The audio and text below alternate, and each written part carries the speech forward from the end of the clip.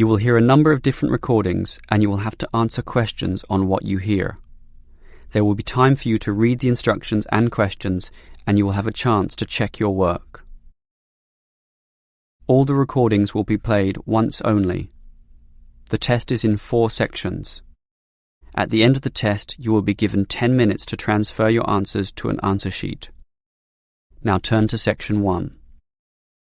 Section 1. You will hear 2 teachers, Andrew and Katie, discussing the coming excursion of their language class. First, you have some time to look at questions 1 to 6. You will see that there is an example that has been done for you. On this occasion only, the conversation relating to this will be played first. Well, we have this school excursion plan, but when exactly is it? Is it this Tuesday or Wednesday? Well, it can't be Tuesday with the English tests taking place. Ah, right, not Tuesday but Wednesday. That's right, all day Wednesday, taking a bus outside the city. The excursion is on Wednesday, so Wednesday has been written in the space. Now we shall begin. You should answer the questions as you listen, because you will not hear the recording a second time. Listen carefully and answer questions 1 to 6. Well, we have this school excursion plan, but when exactly is it? Is it this Tuesday or Wednesday? Well, it can't be Tuesday with the English tests taking place. Ah, right, not Tuesday but Wednesday. That's right, all day Wednesday, taking a bus outside the city. And where are we going? Last month we went to Arthur Island, so this time we're going to the animal park. Arthur Island was okay, but it was too cold. Let's hope the weather for this week's excursion is better. I don't suppose animals care about bad weather, but I certainly do. Have you heard the forecast? Yes, and it's not too bad. Basically, they're saying Monday will be sunny. Good. But then the weather will change. Not so good. Yes, Tuesday we'll have some showers, but by Wednesday, the day of our excursion, it will be, well, their words are cold and cloudy. Cold and cloudy. Well, as long as it isn't wet and rainy, I'm happy enough. We won't need umbrellas, just warm clothing. And what time will we get there? Let's see, the bus picks us up at 8:30 a.m. and then it's an hour and a half on the road, so we arrive at 10 a.m. Sorry, with the 15-minute break, that will actually be 10:15 a.m. That's early enough. Then all our students can see the animals, have their fun, and do whatever they want to do. Well, one fun event planned that day is Birds of Prey. What's that? That's when they bring out several birds of prey, eagles, falcons, kites, those sorts of birds, and throw pieces of meat into the air, and the birds swoop down and eat them. It's quite impressive. Sounds great. Birds of prey. Are there any other activities? There's a catered lunch at the park restaurant. We've already paid for that. And in the afternoon there's... Well, I had a choice between the reptile display and the koala handling. In the reptile display, the students can handle live pythons and various other snakes. Surely they'd rather hold koalas. I'm sure, but the koalas can't be handled unless the weather's sunny, and given the forecast, I thought it better to choose the reptile display. That's a shame. These Asian students would love the koala handling. Yes, I know, but we can't control the weather. And then we get back. What time will that be? We leave the park at 4:30, but then we face traffic, so we won't get back until well after 6 p.m. It will most likely be 6:30, but that's better than the last trip. We didn't get home until 8:30 that time. Yes, that was a bit too late, wasn't it? Before you hear the rest of the conversation, you have some time to look at questions 7 to 10. Now listen and answer questions 7 to 10. Andrew, I understand you've been doing some research regarding the breakdown by nationality of our student body. That must have produced some interesting results. You're right. I got some statistics from head office. I would imagine that most of our students are either Japanese or Chinese. You imagine right. But it's the Chinese who constitute the majority, but only just. I had thought Koreans might be second, but it's actually the Japanese, quite close behind. It's somewhat surprising, but obviously all those study tours that our university markets in Japan are bringing in students. What's the breakdown exactly? Japanese are a quarter of the whole, which is considerable. Last year they were only 16%, so that market has grown nicely. The only other proportions of some weight are the Indonesians and Koreans, about the same. Indonesians at 15% and the Koreans are a little higher, not like last year when they were less than 10%. I thought we'd have more Indonesians than Koreans. Well, as I said, they're about the same. Just like the Saudi and Thai student numbers, almost the same also, both just under 10. Which one is bigger? Thai students number just a fraction more. As for the other nationalities, collectively they're only 3%, so it wasn't worth giving each of them a separate category. I just grouped them under other. That's Vietnamese, South American, a couple of Russians, and so on. That is the end of section 1. You now have half a minute to check your answers.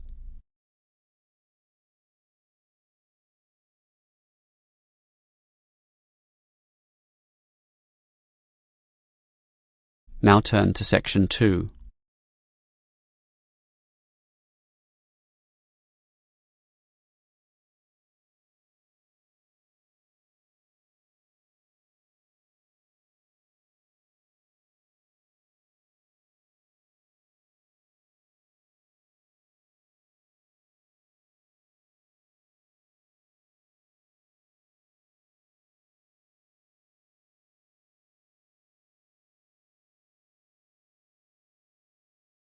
Section 2. You will hear a representative from Easy Travel Travel Agency explaining to some customers the benefits of her company. First, you have some time to look at questions 11 to 15. Now listen carefully and answer questions 11 to 15. Hello everyone. Now you're here because you're interested in travel, right? And you're in the right place. For at Easy Travel, we have the best deals for the best locations. We specialize in eco-travel, or holidays designed to get you amongst nature, ignoring the hustle and bustle of big cities. So whether you want to hike in Nepal, as many people do, or follow some jungle paths in the rainforests of Queensland, we can give you the best deal. If you look at our office here, you'll see our overseas consultants. That's for trips overseas, obviously, to Europe, to North America, but primarily for the Asian market, which is generally more popular in this part of the world. Most people like that touch of the Orient, right? But they also like the domestic market, since this country offers its fair share of beautiful natural vistas. What about the deserts, anyone? What about some striking red rock gorges? Then talk to our domestic consultants who can arrange anything you want. But they deal with the accounts in the morning, so you'll need to talk to them in the afternoon. And remember, our office doesn't open at night, sorry to say.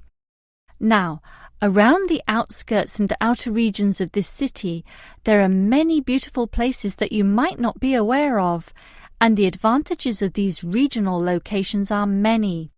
Mostly by being closer, some of them can be done in a day tour. Yes, it's fast and convenient with none of those long-haul bus trips which often leave you cramped and uncomfortable and stuffing heavy suitcases into luggage racks. But I should tell you about our buses, those that are needed for the somewhat more distant holiday destinations. They definitely do not suffer from those problems I just mentioned. We use the services of the famous Sleek Line company, whose buses are known as the very best. Yes, they are big, yes, they are comfortable, but what makes them especially different is the personal attendant who accompanies the driver, ready and willing to serve you and ensure that your trip is the very best. So whether it's overseas or local, we can certainly give you what you want. Now, do you have any questions? Before you hear the rest of the talk, you have some time to look at questions 16 to 20. Now listen and answer questions 16 to 20.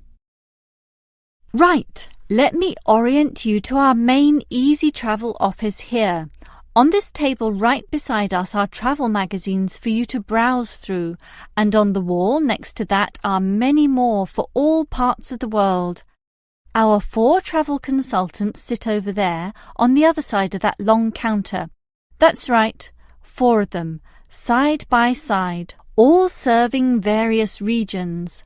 Now, let me tell you their specific functions. Firstly, the consultant on the left, next to the plant, is the local tours consultant, serving tours in the immediate vicinity of this city. Next to her is what we call regional tours, targeting the statewide options. Next to her is the interstate tours, and that can involve either buses or planes. In the former case, utilising the Sleek Line bus service, as you know. And finally, next to her in the corner is General Inquiries, which is self-explanatory. If you have questions of a general nature, rather than one relating to specific destinations, you can go there. Now, as I said, we can do international tours, and for that you need our big office, just through that door, the one between those 2 plants. However, if your international tour is in the Asian region, which is generally our most popular option, then we deal with that in a separate room, the one opposite international tours, but not the corner one. Just go through that door on the left, the one next to that cupboard. The door next to that is, in fact, our general office, so please don't go through there. That's reserved for staff members only. That is the end of section 2. You now have half a minute to check your answers.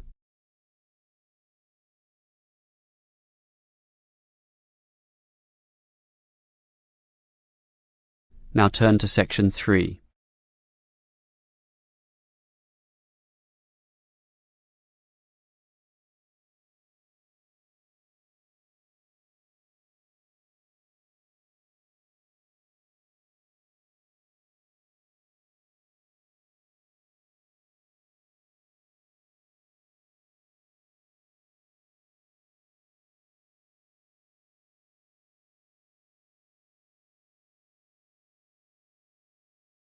Section 3. You will hear 2 students, Sam and Liz, discussing their university orientation program. First, you have some time to look at questions 21 to 24. Now listen carefully and answer questions 21 to 24. Hi Liz, how do you feel about starting university here? A little bit nervous, but I'm confident I can handle it. This orientation program seems like it will help us a lot. Sure. I'm looking at the timetable here myself. It seems that there are choices available. I can see. So, what are you going to do Monday afternoon? In the morning we all have the opening lecture, but it looks like we have a choice later that day, as you said. Well, the careers lecture might be helpful, but I am interested in the uni tour. It's probably too early to be thinking of careers now anyway, and I want to know what's what at this new university, so I'm doing the tour. All right, I'll come along with you. Might learn something interesting. After all, we haven't seen much of this place yet, and we will be spending 4 years here. Tuesday is another full day too. In the afternoon there's a lecture about study skills, but that morning offers another choice. Library tour or student union induction? What do you think? I think the student union is very important, but we can go there any time, right? So we should take advantage of the library tour while it's being offered. Maybe the week after, you and I can go to the student union. Library it is then. Now, Wednesday has a free session in the morning, but after lunch there's a choice between visiting the computer lab or attending a lecture on our legal rights. Well, law and rights are important, but computers are the basis of everything these days, so I'm going to the computer lab. Don't you think knowing our legal rights is equally, if not more important? We live in a very litigious and complex society now. Sure, but it's something we can pick up later, so let's leave that one out. OK. Let me see the timetable. Thursday is a free day, and the week winds up with some celebrations on Friday afternoon. It looks like a fun choice too. There's either a barbecue on the main lawn or the dance. I never pass up the chance to eat something. What about you? If I can get a free meal, I'll take it any day, and I'm not good at dancing anyway. Well, that's that decided, right? Right. Before you hear the rest of the conversation, you have some time to look at questions 25 to 30. Now listen and answer questions 25 to 30. Guess what, Liz? There's another interesting thing in this orientation booklet, and it looks important, about a style guide. What's that? Take a look yourself. It seems to be a set of rules regarding how to present written work, essays and that sort of thing to the lecturers. They want a uniform style of presentation. I can see, so everything we hand in must have a header and a footer. A what? A header and a footer. The footer is at the bottom of the page and the header is at the very top. That's why they call it a header, you know, that little bit of writing giving details about the work. And they also want the word count. Why do they need that? I guess because the lecturers will specify the number of words they want for their assignment, and they want to be sure students follow this. And even the heading on the page has to be a specific dimension, 16 points and bold print and underlined. And subheadings are 14 points, and the font has to be Arial for everything. Yes, the main text is Arial too, as you said, and the size is 12 points, with the header and footer being slightly smaller at 10 points each. Well, it seems logical. The size of everything is in proportion to its importance. But why do they need the spacing of the main text to be 1.5? The header and footer are different. They're only single-spaced.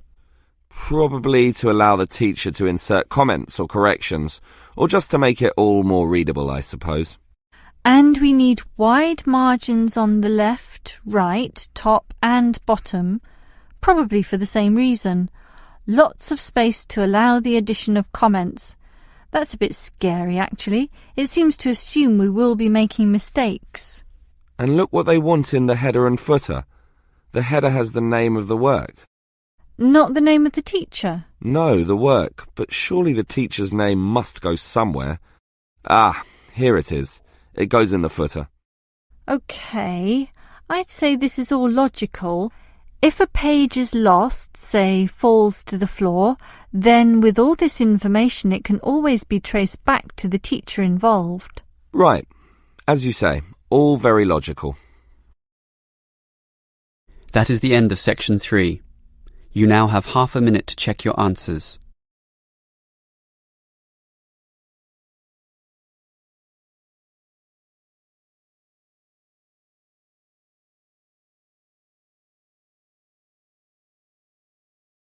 Now turn to section 4.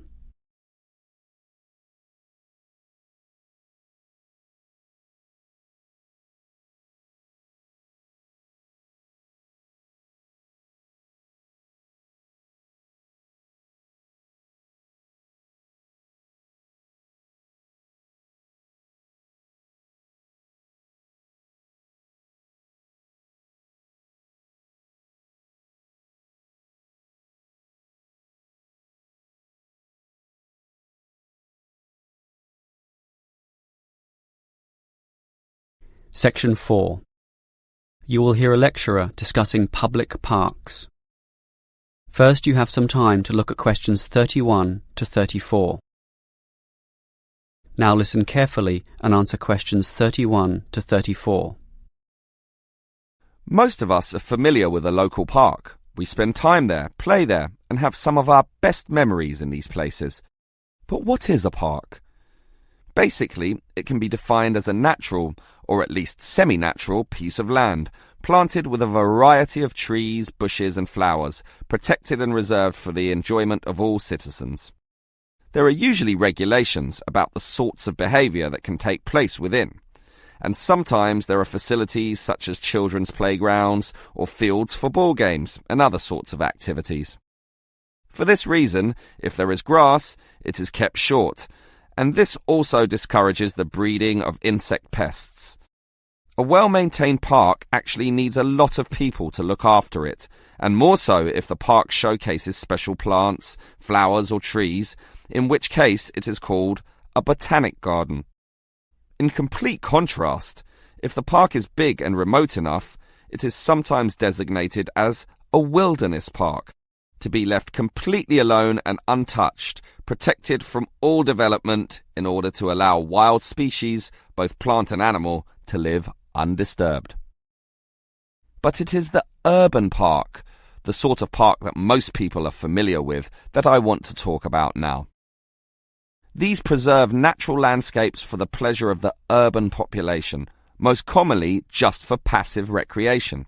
In other words, allowing people just to observe the trees and lie in the grass, and such passive recreation is certainly needed. Before you hear the rest of the lecture, you have some time to look at questions 35 to 40. Now listen and answer questions 35 to 40. Continuing on the subject of parks, it might surprise you to know that once there were none. 1,000 years ago, there was no need, since there were already extensive open spaces, forests and wilderness surrounding most cities and towns, for example in Europe. These dark, dank forests were large and even dangerous, full of wild animals and with the potentially fatal result of getting lost. Hence, fairy tales evolved about witches living in these areas and the wolves and bears which could threaten young children. However, with the rapidly increasing human population, the original wilderness and natural open spaces were intruded upon. Forests were cut down as population spread, and with them urban pollution and further deforestation. But it was only with the advent of the Industrial Revolution that people realized natural areas needed to be preserved to give the populace access to the sort of nature that was fast disappearing due to the uncontrolled development and demand for resources. The first park expressly designed for that purpose is usually considered to be Prince's Park in Liverpool. This was in 1841 on land donated to the public by a rich iron merchant. With such a generous donation, worth about £50,000, the council decided to invest £5,000 of its own money in making it look good. Consequently, they hired a landscape designer, Joseph Paxton, who designed twisting turning pathways among shade-giving trees, all based around a central lake. In many ways, it became the prototype for all later large parks, including the famous Central Park in New York. But if we were to pick the park that most people are familiar with, it would be the much smaller neighbourhood park. These can be tiny, but by being in the midst of extensive development and dense populations, they are increasingly seen as a refuge where one can get a glimpse of true nature. Many psychologists now maintain that this glimpse is necessary, for ultimately, as a species, we have an innate affinity for nature, and the concrete urban zoo clashes with our inner being. This has seen the rejuvenation of many urban parks that were once left to decay, for example in New York or London, and indeed some cities such as Melbourne are known all over the world for their abundance of carefully maintained parks, including a world-famous botanic garden. That is the end of section 4. You now have half a minute to check your answers. That is the end of the listening test. In the IELTS test, you would now have 10 minutes to transfer your answers to the answer sheet.